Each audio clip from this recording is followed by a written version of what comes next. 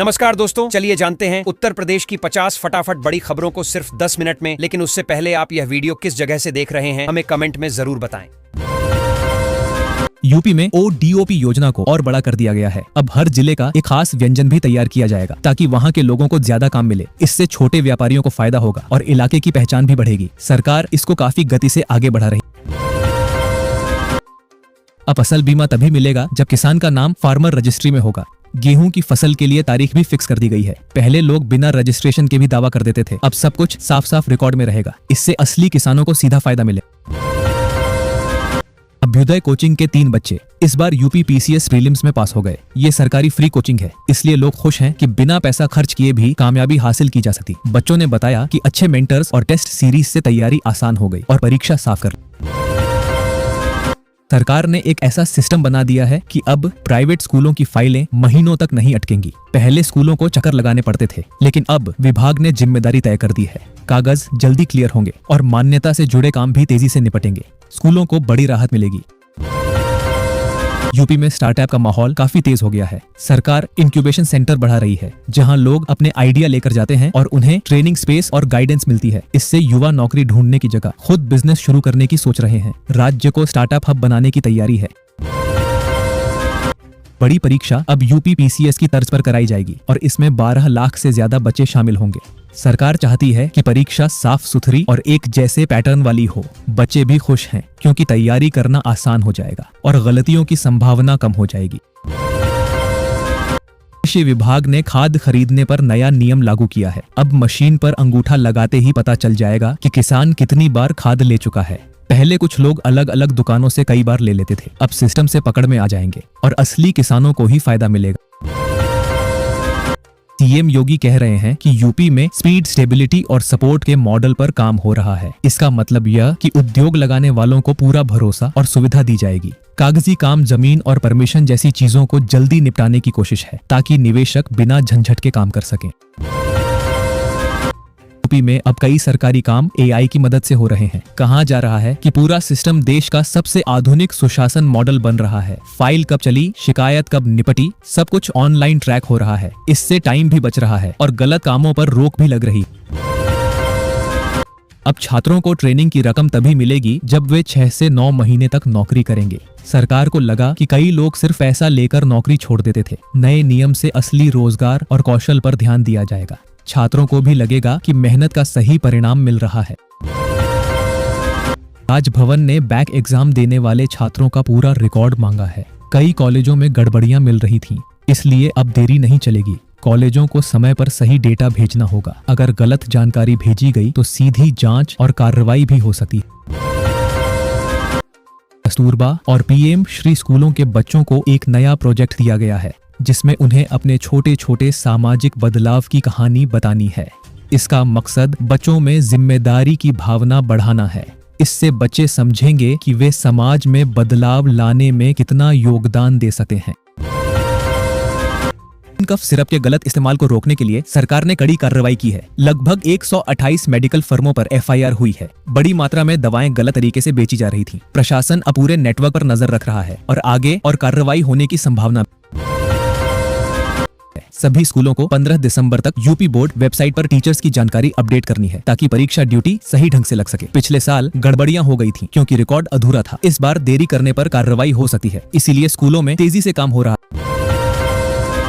स्वतंत्र देव सिंह ने कहा कि एसआईआर प्रक्रिया सही चल रही है, मतलब सड़क, सिंचाई और रेलवे वाली बड़ी योजनाओं की मॉनिटरिंग ठीक से हो रही है। विभागों को टाइमलाइन दी गई है और पुराने प्रोजेक्ट भी निपटाए जा रहे हैं। सरकार दावा कर रही है कि प्रगति पहले से तेज हुई है। एक स्टाफ नर्स को मार्कशीट में छेड़छाड़ करने पर सस्पेंड कर दिया गया।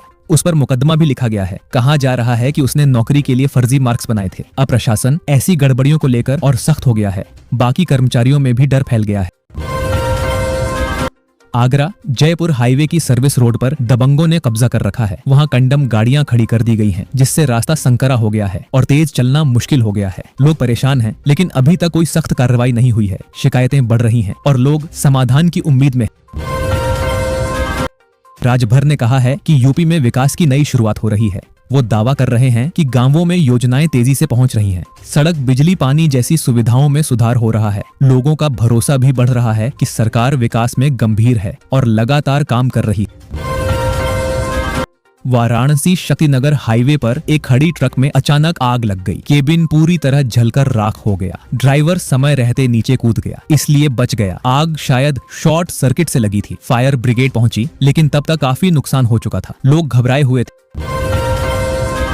कोटेदारों ने कलेक्ट्रेट में प्रदर्शन किया और कहा कि उनका कमीशन बढ़ाया जाए। उन्हें लग रहा है कि महंगाई बढ़ने के बाद पुराना कमीशन खर्च भी पूरा नहीं करता। राशन बांटने में काफी मेहनत लगती है। प्रशासन ने आश्वासन दिया है कि इस पर विचार किया जाएगा। यूपी के 20 अस्पतालों को अब नए आधुनिक उपकरण दिए जाएंगे। इसके लिए 13 करोड़ से ज्यादा का बजट मंजूर हुआ है। इससे खासकर छोटे जिलों में इलाज बेहतर होगा। कई मशीनें पुरानी थीं, अब अपग्रेड मिल जाएगा। मरीजों को कम परेशानी होगी और जांचें भी आसानी से हो सकेंगी। प्रयागराज नगर निगम मोहल्लों में कैंप लगाएगा ताकि लोग आसानी से गृह कर और जल कर जमा कर सकें। कई लोग जानकारी के अभाव में टैक्स नहीं भर पाते। इस बार प्रचार भी किया जाएगा। इससे लोगों का काम आसान होगा और निगम की वसूली भी बढ़ जाएगी। इस बार छोटे और पिछड़े जिलों ने जीएसटी कलेक्शन में बड़े औद्योगिक जिलों को पीछे छोड़ दिया। इसका मतलब ये है कि छोटे शहरों में कारोबार बढ़ रहा है और लोग ईमानदारी से रिटर्न भर रहे हैं। सरकार इसे सकारात्मक संकेत मान रही है कि आर्थिक गतिविधियां तेजी पकड़ रही हैं। गाजीपुर और भदोही की फर्जी फर्मों ने आजमगढ़ से भारी मात्रा में कोडीन सिरप खरीदा था। पुलिस को शक है कि इसे नशे के कारोबार में इस्तेमाल किया जा रहा था। अब पूरा नेटवर्क खंगाला जा रहा है। कई जगह छापेमारी भी चल रही है और आगे कुछ और गिरफ्तारियां हो सकती।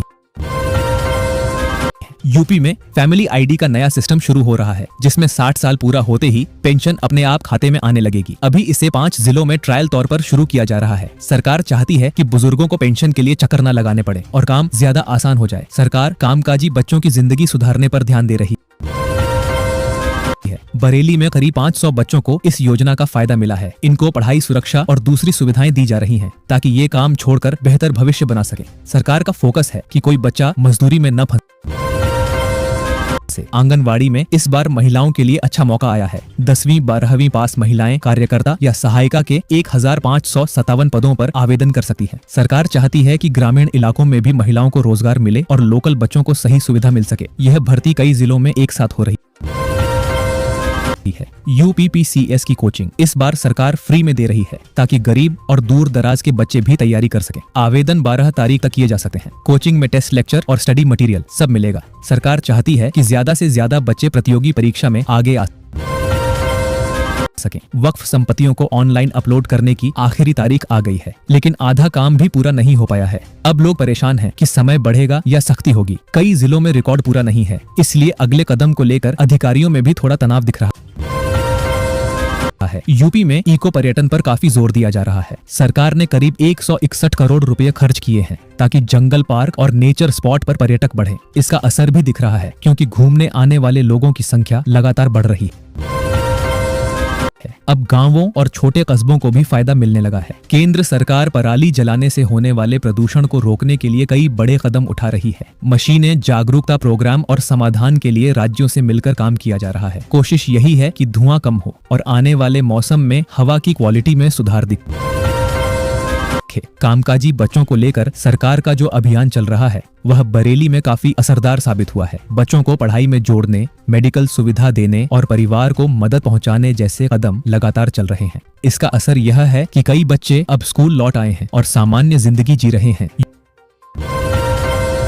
यूपी में न्यूनतम तापमान लगातार गिर रहा है। सुबह शाम ठंड काफी बढ़ गई है और कई जगह कोहरा भी छा रहा है। इसका असर ट्रैफिक से लेकर स्कूलों तक पर पड़ रहा है। मौसम विभाग कह रहा है कि ठंड अभी कुछ दिन ऐसे ही रहेगी, उसके बाद थोड़ा सुधार आने की उम्मीद है।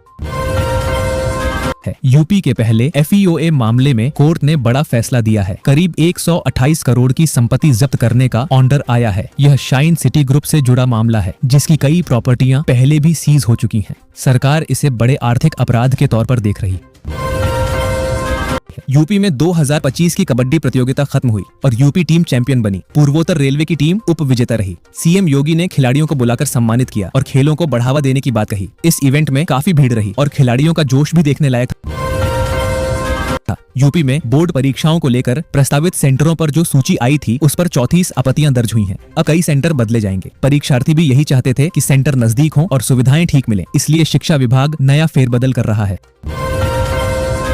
योगी सरकार के कृषि मॉडल से किसान खुश हैं। अब बिचौलियों का खेल खत्म हो गया, सीधे लाभ मिल रहा है। लोग कह रहे हैं कि अब उनकी मेहनत का असली फल उन्हें मिलता है। खेती में फायदा दिख रहा है और परिवार के बजट में भी राहत महसूस हो रही है। महिलाओं के स्टार्टअप अब नई पहचान बना रहे हैं।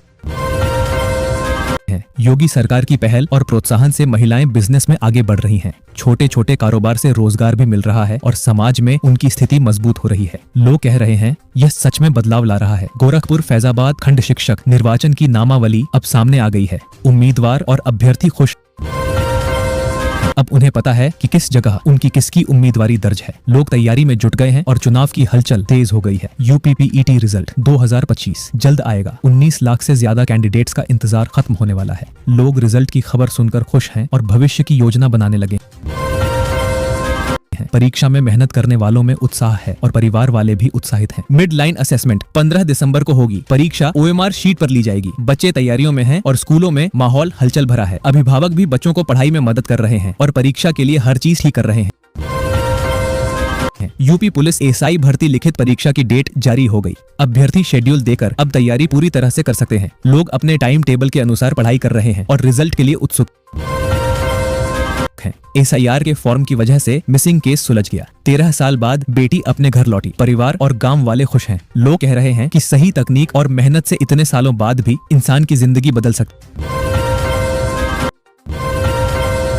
है। मौसम का खेल गड़बड़ा गया है। ठंड देर से आ रही है। इससे लोगों की सेहत और जेब दोनों पर असर पड़ेगा। हीटर, गर्म कपड़े और दवाइयों का खर्च बढ़ सकता है। लोग सोच रहे हैं कि इस बार सर्दी अलग अंदाज में आएगी। यूपी में मौसम बदल रहा है। पश्चिमी विक्षोभ से तापमान गिरे।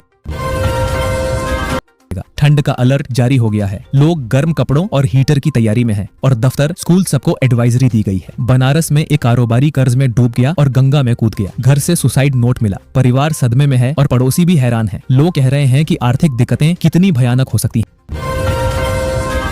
गाजियाबाद में संयुक्त निदेशक के निरीक्षण में डॉक्टरों की पोल खुल गई। हाजिरी एडवांस में लगाई जा रही थी। लोग परेशान हैं और प्रशासन ने सुधार के लिए कदम उठाए हैं। मरीजों के हक की बात अब चर्चा में है।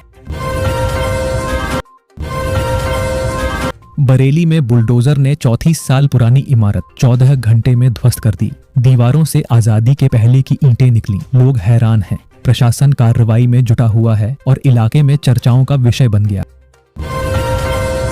है। फर्जी कागज बनाकर सेवानिवृत्त सहायक नगर आयुक्त के प्लॉट पर कब्जा किया गया और 1 करोड़ की मांग हुई। लोग हैरान हैं और प्रशासन मामले की जांच में जुटा है। कोर्ट में केस भी चल रहा है।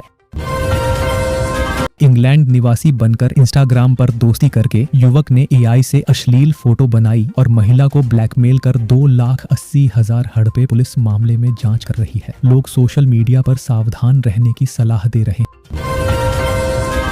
यूपी में अवैध रोहिंग्या और बांग्लादेशियों पर कार्रवाई शुरू हुई। डिटेंशन सेंटर बनाया जाएगा। प्रशासन सतर्क है और खुफिया एजेंसियां अलर्ट हैं। लोग कह रहे हैं कि कानून का पालन जरूरी है और सुरक्षा बढ़ाई जा रही है। CM योगी के निर्देश पर बांग्लादेशी रोहिंग्या घुसपैठियों पर बड़ी कार्रवाई की तैयारी चल रही है। खुफिया एजेंसियां सतर्क हैं। लोग कह रहे हैं कि सुरक्षा के लिहाज से कदम सही हैं और कानून का पालन जरूरी है। यूपी में TGT, PGT और असिस्टेंट प्रोफेसर भर्ती में वेटिंग लिस्ट खत्म हो गई। 14 लाख अभ्यर्थियों को झटका लगा। लोग परेशान हैं और अभ्यर्थी अपनी उम्मीदवारी की नई योजना बना रहे हैं। ट्रैफिक चालान में 38,000 करोड़ का जुर्माना बकाया है। लोग कह रहे हैं इतने में तो सरकारी खजाना भर जाएगा। बड़े शहरों में ड्राइवर सतर्क हैं। प्रशासन ने चेतावनी दी है। योगी सरकार की पहल से महिलाओं के स्टार्टअप अब पहचान बना रहे हैं। लोग खुश हैं। नई रोजगार की राह खुल रही है। हज यात्रा 2026 में मियां बीवी अब एक कमरे में नहीं रह पाएंगे। सऊदी अरब ने इस बार बड़े बदलाव किए। लोग तैयारी में हैं और नियमों को समझ रहे हैं। यूपी में ठंड का टॉर्चर बढ़ रहा है। हल्की धूप और कोहरे के साथ मौसम का हाल लोगों को राहत दे रहा है। लोग गर्म कपड़े पहनकर दिन गुजार रहे हैं। यूपी में मौसम की गुनगुनी धूप ने राहत दी, लेकिन ठंड अभी भी बनी हुई है। हल्के कोहरे के साथ लोग अपने घरों और स्कूलों में दिन शुरू कर रहे हैं। कोई असली वोटर छूट न जाए, कोई नकली बच न पाए। प्रशासन ने SIR के तहत नई पहल शुरू की। लोग कह रहे हैं कि सिस्टम अब सुरक्षित और पारदर्शी होगा। मिड लाइन असेसमेंट और PET रिजल्ट से छात्रों में उत्साह है। लोग तैयारी में जुट गए हैं, भविष्य की योजना बनाने में व्यस्त हैं।